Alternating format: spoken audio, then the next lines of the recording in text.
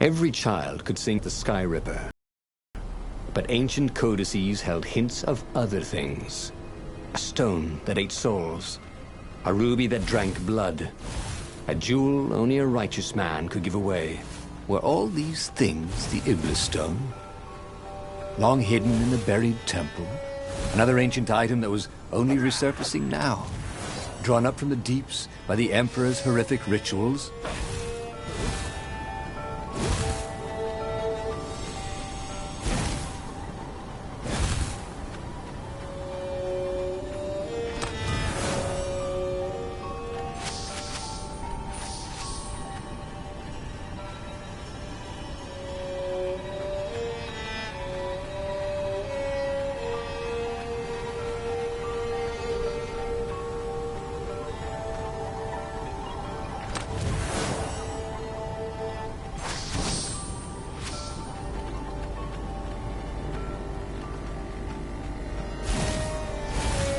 Crafting bench.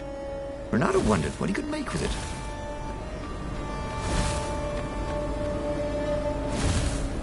Renato distrusted doors that opened automatically, especially after being buried for millennia. Was this some sort of trap?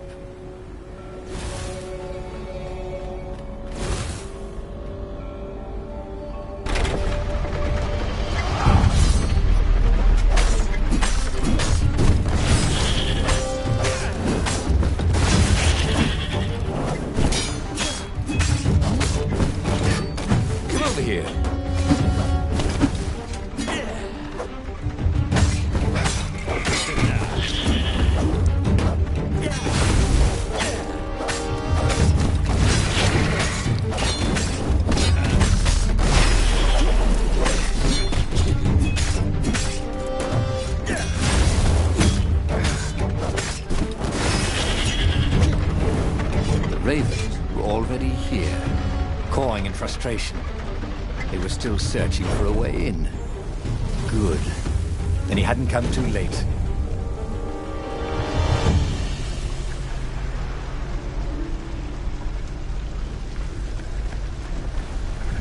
He was practically sure he'd find something useful in one of these things.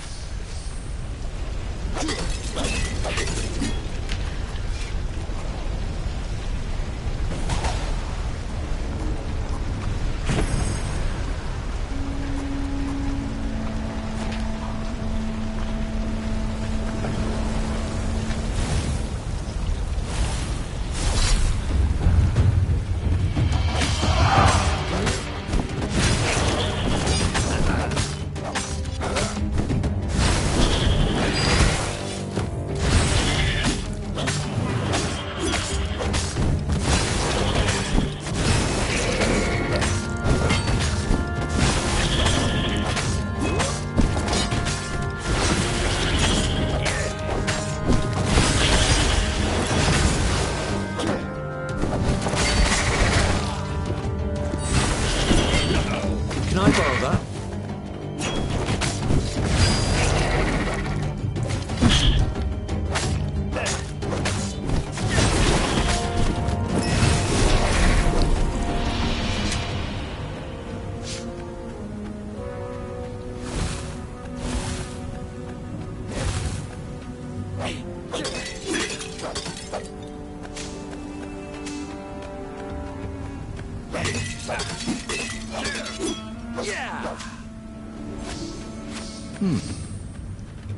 Hero wall, hero sword, ice wall, ice cube.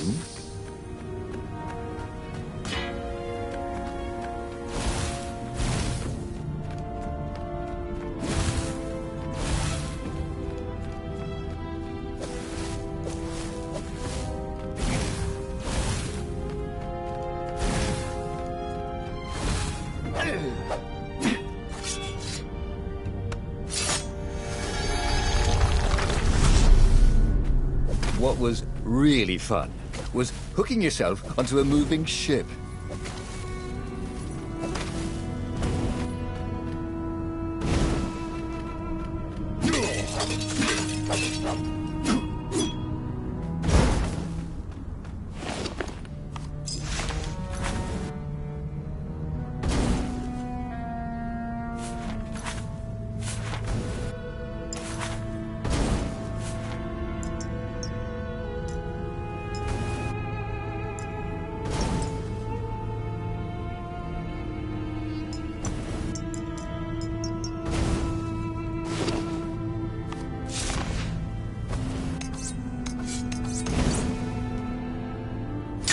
trusty old sword was always a little better when he sharpened it.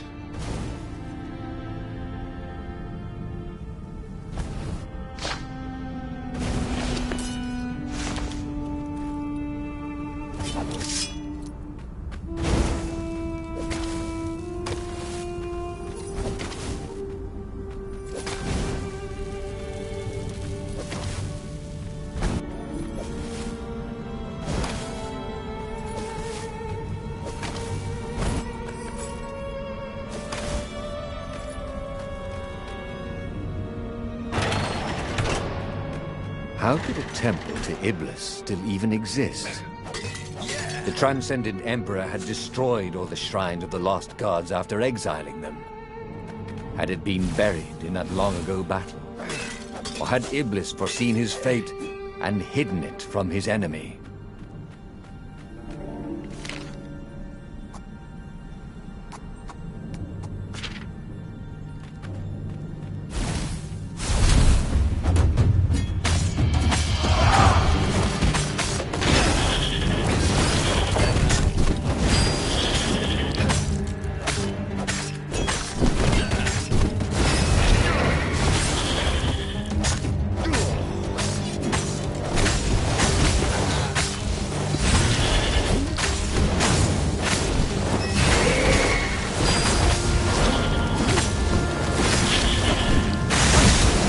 Was that your shield?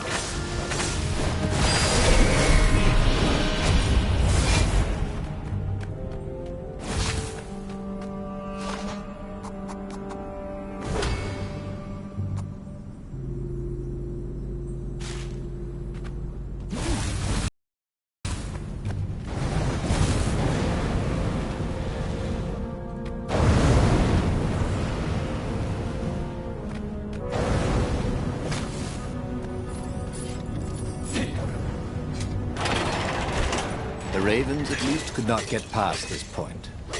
Obviously, the temple builders knew how to deal with tomb raiders.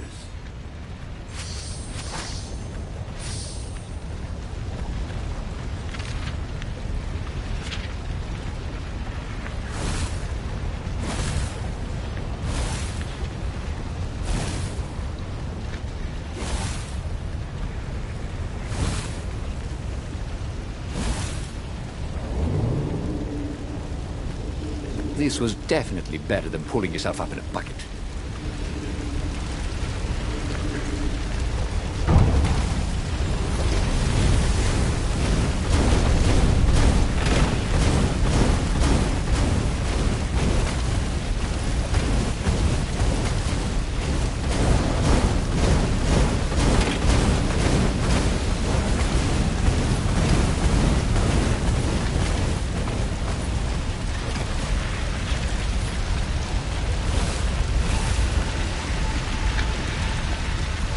It was a stone of the purest blackness. It reflected no light, like a void made solid. Nervous, he picked it up.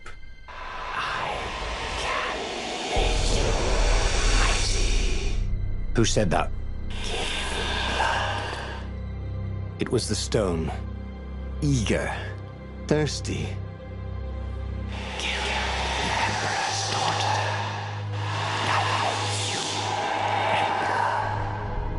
That seemed tempting and terribly wrong. Zenobia was the Emperor's greatest general and a potent witch. But they had been close once, and Renato wasn't sure he really wanted to be Emperor. Why not capture the core of Sky Ripper instead? It was the eye of a lost god torn out by the Transcendent Emperor to power his greatest weapon. "It's the core," said the stone anxiously.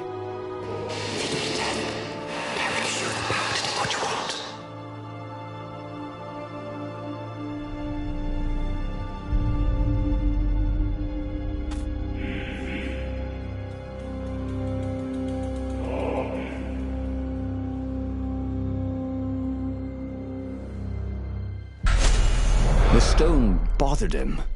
He hated being told what to do. Wasn't that why he joined the rebellion? Wasn't that why he'd refused to be a soldier? He'd agreed to come on board only if he could freelance. The stone felt a bit clingy. The sage Calaveras had told him where to find the Sky Ripper, a weapon capable of challenging the gods. Even without its armature, the core would still possess great power. He would go there.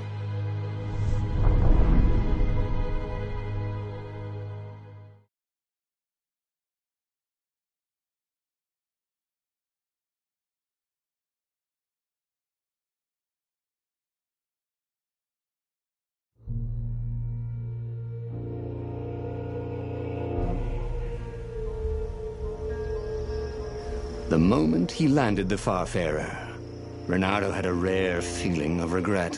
It's not too late, he thought. He could turn around and sail for Zenobia's island. He frowned. Wait a minute. He didn't want to kill Zenobia, did he? Sure, technically she was the enemy, but they'd been at Sword Food School together. They'd never been lovers, but somehow they'd been closer. She'd told him every secret about herself. Except the biggest one. That she was the Emperor's daughter. No. Kill Zenobia, whispered the stone. Before it's too late.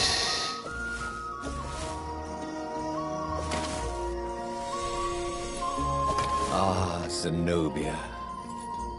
Now that he knew she still loved him, he wanted to go back to her. But that hadn't worked out, had it? Maybe it was time to find the core of the Sky Ripper.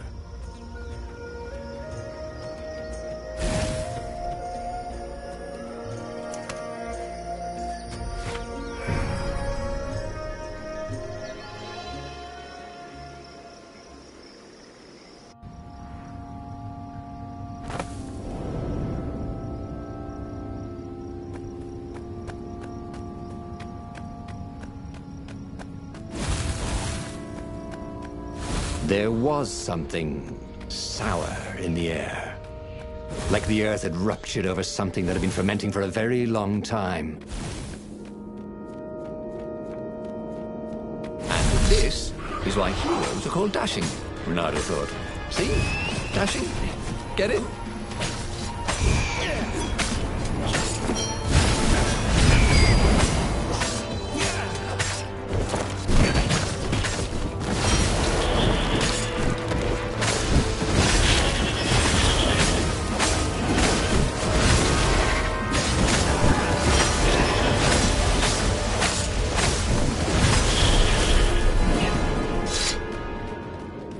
The stone hadn't lied about what it could do for him.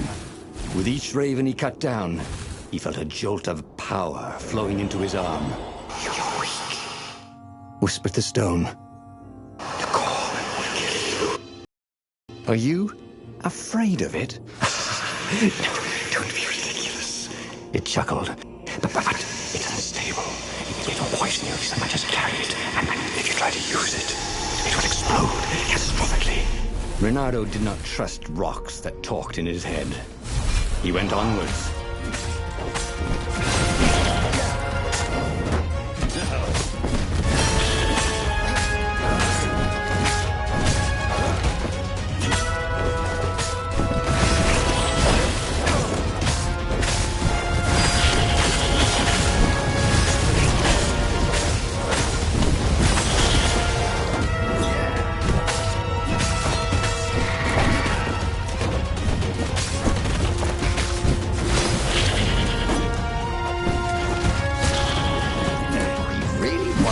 A dent in those shields.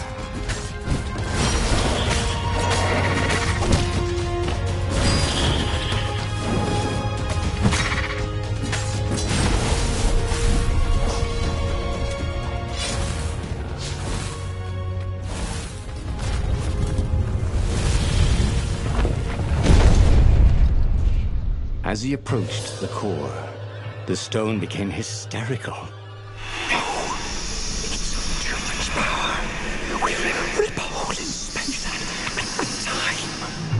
He had a sudden vision of plunging his gauntlet into the core and dying in anguish. That wasn't his vision, was it? The stone had sent him its darkest fears, hadn't it? He had a sudden impulse to do exactly that. He raised his right fist and plunged it into the core. There was a rush of light. He thought he could hear the stone screaming. And then he passed out. When Renato came to, the core was gone. But the Iblis stone was no longer black, but glowing with a blue light. And it was silent. "I can't hear you," he sang out, and "You?" It didn't answer. "Ha!" he said. He had defeated the demonic gem with the power of his mind. He felt invincible. It was time to attack the Imperial outpost on the Nexus. Take the battle to the enemy.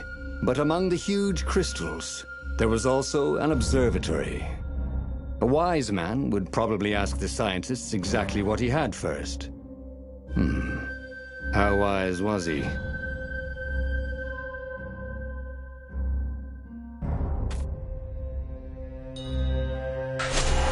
As the Farfarer sailed to Nexus, Renato wondered if the core had been created to silence the stone, or even to feed its hunger. Honestly, he didn't care. He felt terrific, and he appreciated the quiet inside his head.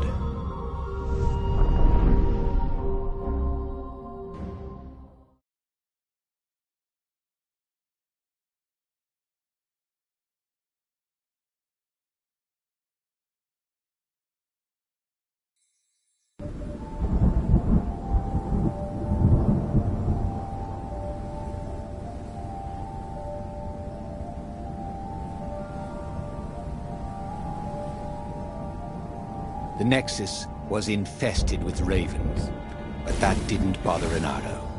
With each death, the converted Iblis stone in his gauntlets glowed brighter, and he felt stronger. Wow. He was getting a bit bloodthirsty, wasn't he?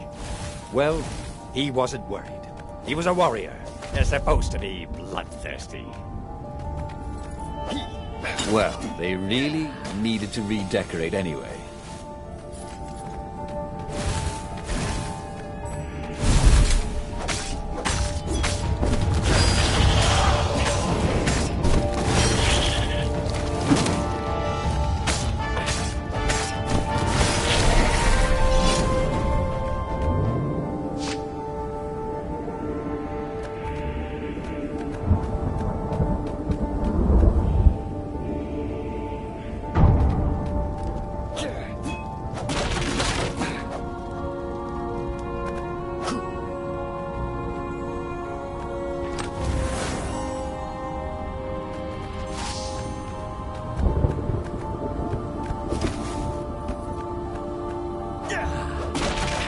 Don't get ahead of yourself, lad.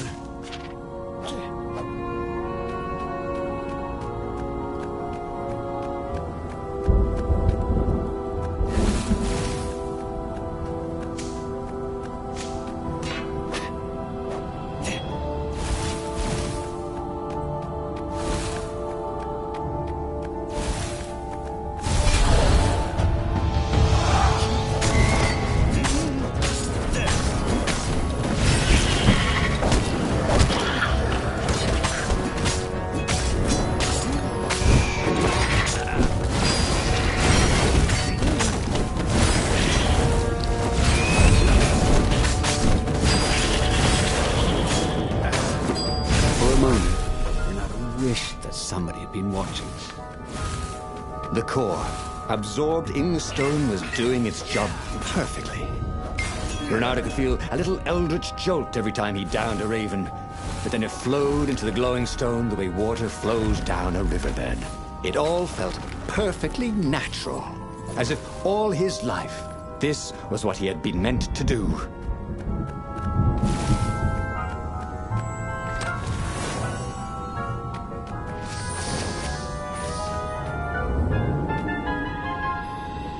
What did you do if one of these platforms stalled?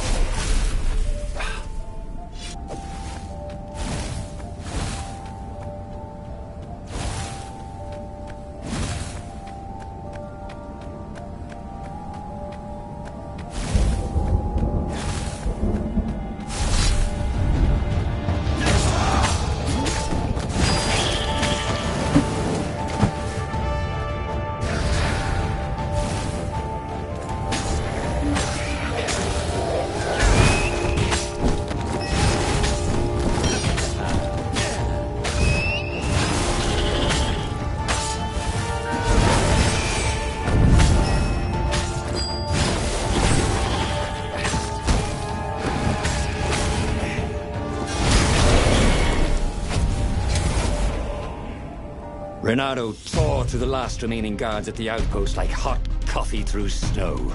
There was a far speaker toad here. He called the council speaker. He knew she would be thrilled. And she was. She wanted him to come back to base. They had plans to discuss, and a medal to give him. A large, golden medal. Great, said Renato. Let's talk about who else I can kill. Then the far speaker croaked again. Hello, Renato, He said. if you get sick of slaughtering second-rate birds in the Nexus, I'm waiting for you in the mountains. Zenobia. She missed him. She loved him. Once she saw how awesome he'd become, maybe she'd join him. They'd kiss and... Well, if she did refuse for some reason, he was no match for him now.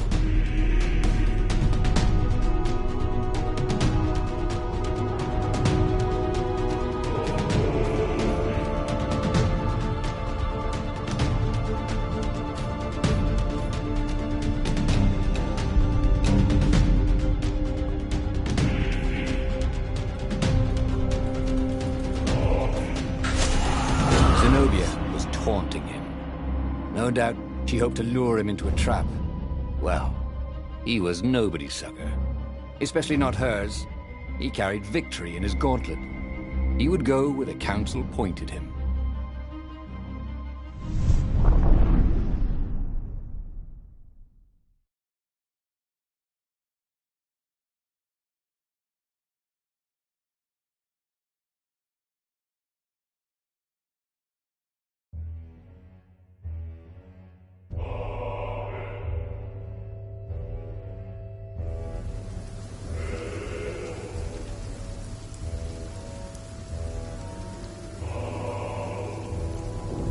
As he set foot on the island, Renato felt energized, like when he was hunting or dancing.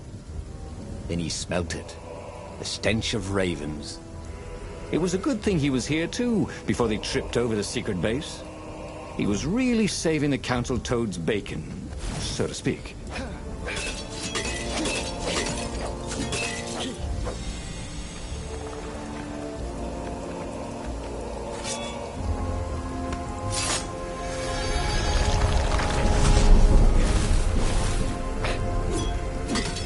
Renato felt a little better.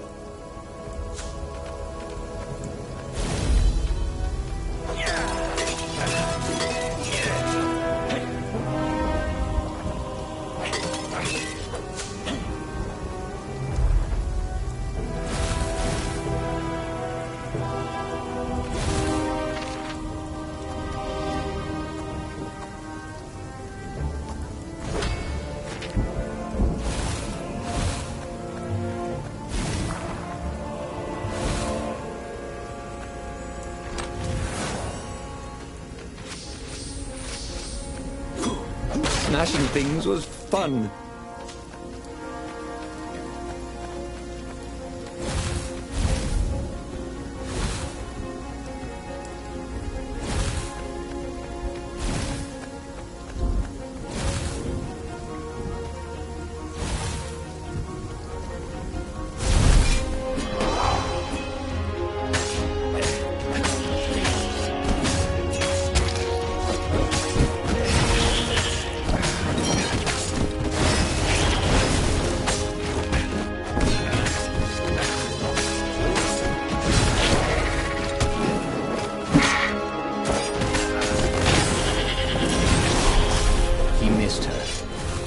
Zenobia, Hypatia, the kid's mother.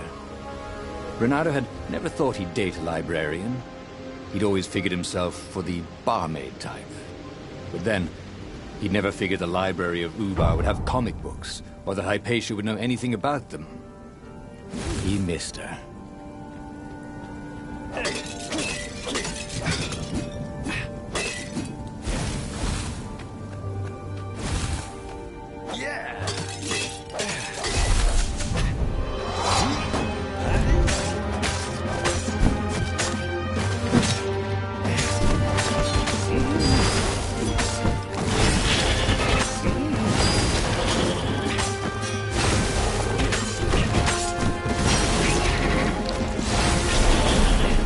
Sometime, the Ravens had reduced Ubar to rubble. Bernardo chuckled at the irony that it was now the secret rebel base.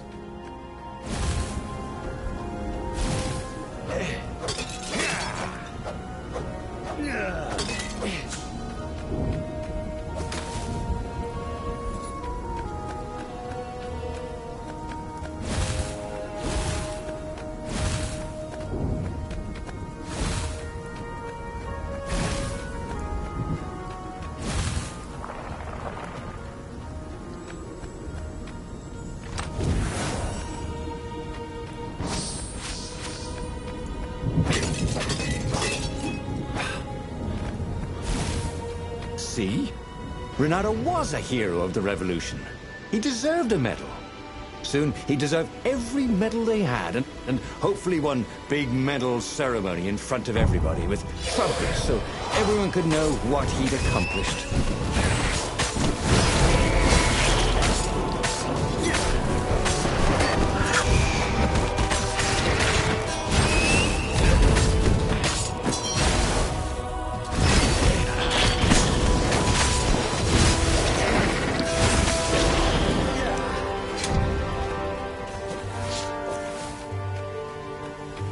He felt like Tarzan.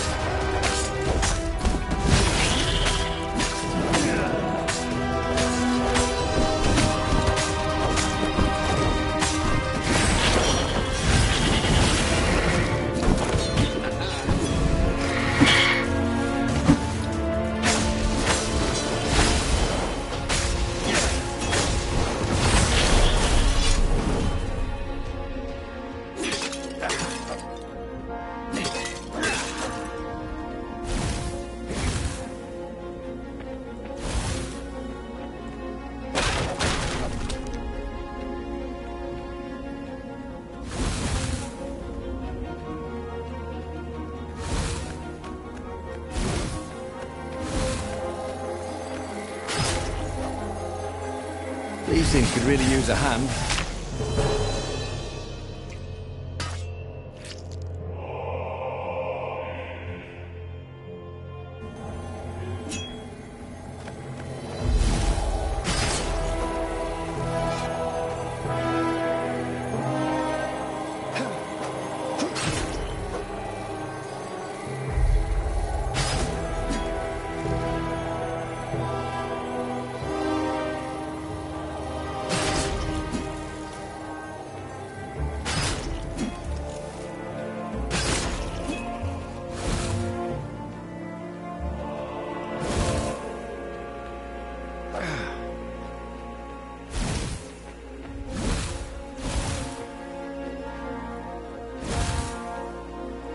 See? With enough leverage, you could go anywhere. The long stairs. So he was close to the rebel base. Nothing was on fire. So far, so good.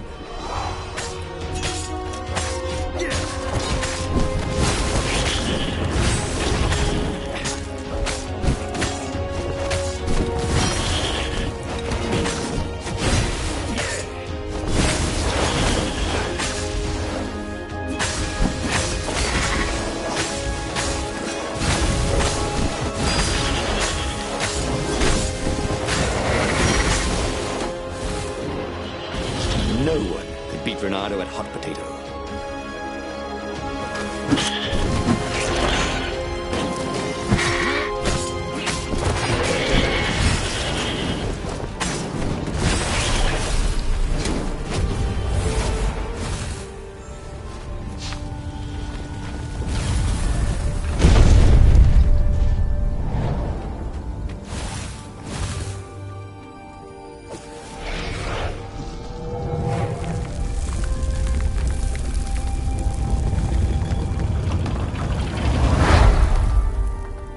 Inside the rebel base, Renato was invited to the council speaker's private chambers. So, this is the Iblis Stone? He said. I can feel its power. Renato told her how he had fed the core to the stone and made something even more useful than either. Crazy like a fox, she croaked. And Renato chuckled as if he'd never heard the joke before. We've given you the best quarters and a bottle of Tantalonian firewater. All for you. So they'd remembered. He woke in the morning with the sweetest of hangovers. But the Iblis Stone was gone from his gauntlet. The corridors were empty, except for a few rebels who looked just as hungover as him. "Come on, you'll miss the battle," they yelled. Renato added sail as the Farfarers scudded across the sky. Who could have taken the Iblis Stone? Was it some Imperial spy? He would find him, and kill him, and take the stone back.